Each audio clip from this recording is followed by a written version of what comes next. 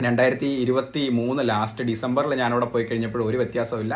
ഞാൻ ഹോട്ടലിനെ പറ്റി ഒരു റിവ്യൂ ഇട്ടു, അവിടുത്തെ മാനേജറെ കണ്ട് സംസാരിക്കുകയും ചെയ്തു.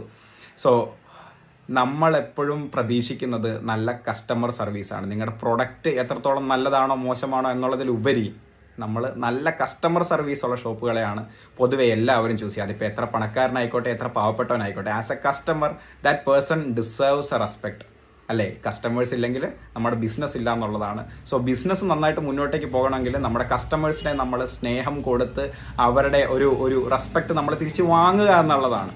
അതാണ് നമ്മൾ ചെയ്യേണ്ട ഫസ്റ്റ് ട്രാൻസാക്ഷൻ. പിന്നീട് പണം എന്ന് പറഞ്ഞൊരു ഫാക്ടർ ഈ റെസ്പെക്റ്റിൻ്റെ പുറകെ ഓട്ടോമാറ്റിക്കലി വരുമെന്നുള്ളതാണ്.